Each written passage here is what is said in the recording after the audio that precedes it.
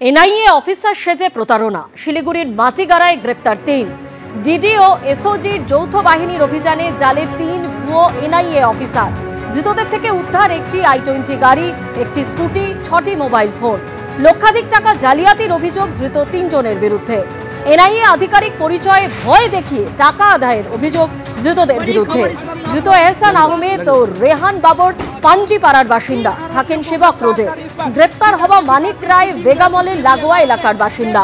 শিলিগুড়ির নমিতাপল্লীর বাসিন্দা রাহুল ঘোষের অভিযোগের ভিত্তিতে গ্রেপ্তার করা হয় এদের। মসলন্দপুরে অসুস্থ হয়ে পড়লেন আরেক বিএলও। এই মুহূর্তে যে খবর পাওয়া যাচ্ছে, মসলন্দপুরে অসুস্থ হয়ে পড়েছেন এক বিএলও। তার অসুস্থ হয়ে পড়ার খবর পাওয়া যাচ্ছে। মসলন্দপুরে এক বিএলও অসুস্থ হয়ে পড়েছেন। কি কারণে অসুস্থ হয়ে পড়েছেন, কি অভিযোগ করছেন তিনি, অবশ্যই তা আপনাদের সামনে তুলে ধরবো। ফের অসুস্থ বিএলও, এবার মসলন্দপুর হাবড়া স্টেট জেনারেল হাসপাতালে তাকে ভর্তি করা হয়েছে। আপনারা দেখেছেন অসুস্থ হয়ে পড়েন কিছুদিন আগেই যে খবর আপনাদের সামনে রেখেছিলাম। একের পর এক বিএলও অসুস্থ হয়ে পড়ছেন, হাসপাতালের বেডে শুয়ে তারা কাজ করছেন। এইবার মসলন্দপুরের এক বিএলও অসুস্থ হয়ে পড়েছেন, এমনটাই খবর পাওয়া যাচ্ছে। হাবড়া স্টেট জেনারেল হাসপাতালে তাকে ভর্তি করা হয়েছে।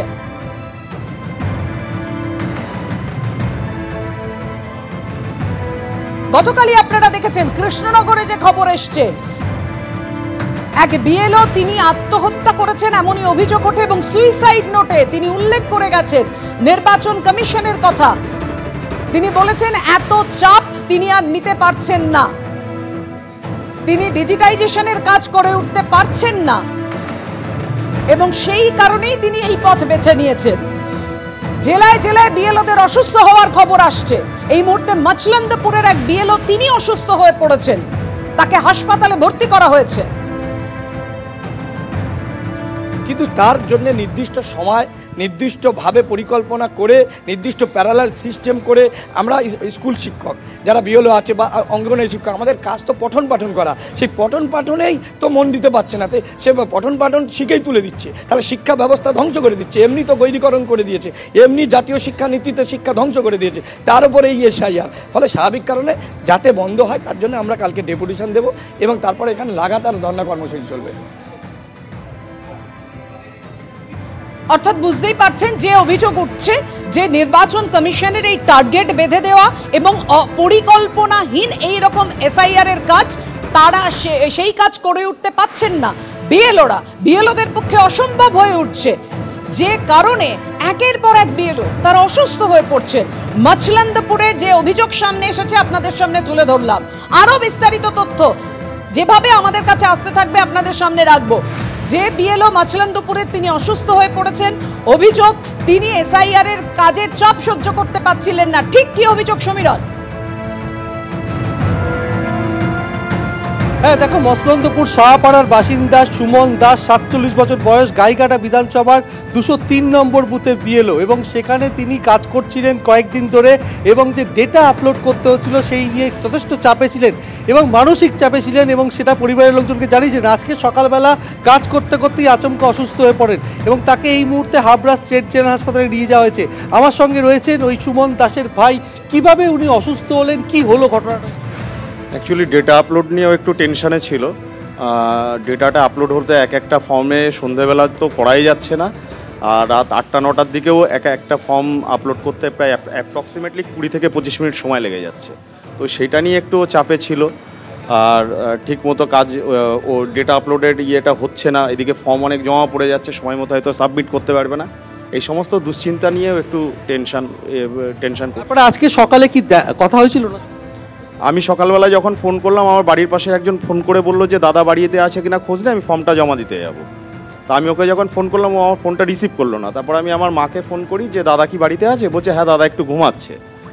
এবার ও যখন আমার এই দীপক বিশ্বাস, যে দীপুদা, উনি যখন ফর্মটা সাবমিট করতে আসে তখন উনি এসে দেখেন যে অচৈতন্য অবস্থায়, ডাকাটা পরেও সাড়া দেয়নি, অচৈতন্য অবস্থায় বিছনার মধ্যে শুয়েছিল। ওই দীপুদাই সমস্ত লোকজনকে জড়ো করে তারপরে একে হাবড়া হসপিটালে পাঠানোর ব্যবস্থা করে। আর আমি নাইট ডিউটি করে আসছিলাম অফিস থেকে, আমি খবর পেয়ে হাবড়াতে নেমে যাই। চিকিৎসকরা কি বলছেন? চিকিৎসকরা এখনও কিছু বলেননি। সেলাইন চলছে, অক্সিজেন চলছে, ইঞ্জেকশন দিল, এখনও অচৈতন্য, একটু ঘুমের মধ্যেই এখন মনে হয় ঘুমাচ্ছে একটু। দেখা যাক চিকিৎসক কি বলেন। একজন শিক্ষক বিএলওর কাজ করছিলেন, ওনার কি মনে হয় কি কারণে উনি অসুস্থ হয়ে পড়লেন?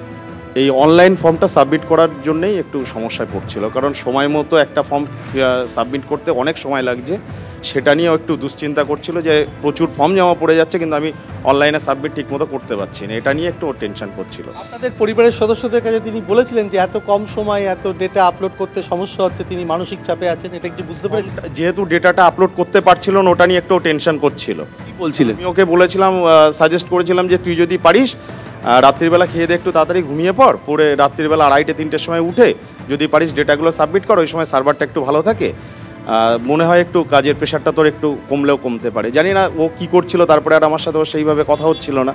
যখনই আসছিলাম বাড়িতে দেখছিলাম ও ব্যস্ত, লোকজন এসে ফর্ম জমা দিচ্ছে, তাছাড়া হচ্ছে অনলাইনে না হলে বসে বসে কাজ করছে, ডাকলে বলতো কথা বলিস না, ফর্ম সাবমিট করছি ভুল হয়ে যাবে, সেই কারণে সেইভাবে খুব একটা কথা বলতাম না ওর সাথে, ন্যাচারালিও একটু টেনশনে ছিল বিষয়। মনে করছেন এত কম সময়ে এত কাজের চাপ তিনি সামলাতে না পেরেই অসুস্থ হয়ে পড়েছেন?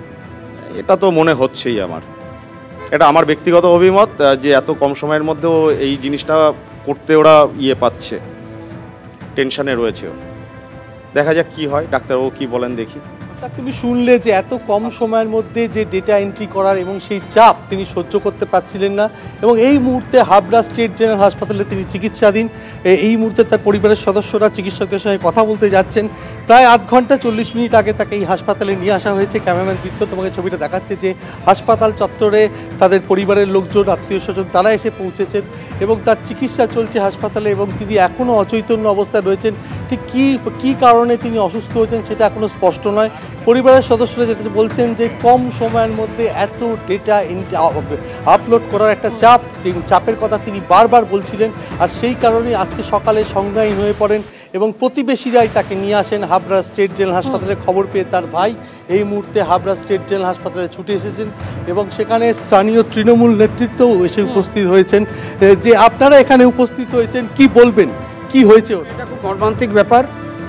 বাদুড়িয়া সার্কেলের আমাদের সুমন দাস, উনি এসআইআর কাজ করতে গিয়ে অসুস্থ হয়ে পড়েছেন। আমরা খবর পাওয়ার সাথে সাথেই চলে এসেছি। এটা তো বাস্তব সত্যি কথা, 3 বছরের কাজ যদি 2 মাসে তুলতে হয়, তারা ঘুমাতে পারছে না, ঠিকমতো খেতে পারছে না। আমরা মানুষকে সহায়তা কেন্দ্র করে আমরা মানুষকে সহায়তা করার চেষ্টা করছি, তারপরেও শিক্ষকদের কি সম্ভব বলুন তো? সেই সকাল 10টায় বেরোচ্ছে, রাত্রি 11টা পর্যন্ত বাড়িতে আসছে, তারপরে সারা রাত বসে বসে কাজ করছে। শারীরিক অবস্থা কেমন? শারীরিক অবস্থা এখন ওনার একটা স্ট্রোক হয়ে গেছে। এখন ওনার সাথে আমি কথা বললাম, উনি খুব আস্তে আস্তে কথা বলছে, আমি আর ডিস্টার্ব করলাম না, যেহেতু এটা হসপিটাল তো এখানে চিৎকার করা যায় না। তো শুনলে যে ওনার শারীরিক অবস্থা যথেষ্ট সংকটজনক, এই মুহূর্তে হাবড়া স্টেট জেনারেল হাসপাতালে চিকিৎসাধীন। তার পরিবারের সদস্যরা এসছেন, প্রতিবেশীরা এসছেন, কিন্তু তার চিকিৎসা চলছে। এখনও পর্যন্ত চিকিৎসকদের তরফ থেকে স্পষ্ট করে জানানো হয়নি যে তিনি কী কারণে অসুস্থ হয়ে পড়েছেন। তবে পরিবারের লোকজন যেটা বলছেন যে বেশ কিছুদিন ধরে ঠিকমতো ঘুম হচ্ছিল না, কাজের চাপ, এই হতাশার কথা পরিবারের সদস্যদের তিনি আগেই জানিয়েছিলেন এবং এই মুহূর্তে তিনি হাবড়া স্টেট জেনারেল হাসপাতালে চিকিৎসাধীন। সমীরণ, তুমি আমাদের সঙ্গে থাকো। অর্থাৎ কিনা বিভিন্ন জায়গায় এই এসআইআর আবহে একটাই অভিযোগ উঠছে যে এসআইআর এর এতটাই চাপ, ডেটা আপলোড করতে অনেকেই সমস্যায় পড়ছেন এবং তার জেরে মানসিকভাবে বিপর্যস্ত হয়ে অনেকেই অসুস্থ হয়ে পড়ছেন, এই অভিযোগ উঠছেন। শুধু মছলন্দপুরের এই ঘটনাই নয়, এর আগে আপনাদের কাটোয়ার ঘটনা দেখেছি, একের পর এক ঘটনা, যেখানে কিন্তু দেখা যাচ্ছে জয়নগরে একইভাবে কিন্তু এই এসআইআর এর কাজের চাপে অসুস্থ হবার অভিযোগ উঠে আসছে। আবার কোথাও বিএলওর আত্মহত্যার অভিযোগও উঠেছে, কোথাও কাজের চাপে অসুস্থ বিএলএ। সব মিলিয়ে প্রবল চাপে বুথ লেভেল অফিসাররা।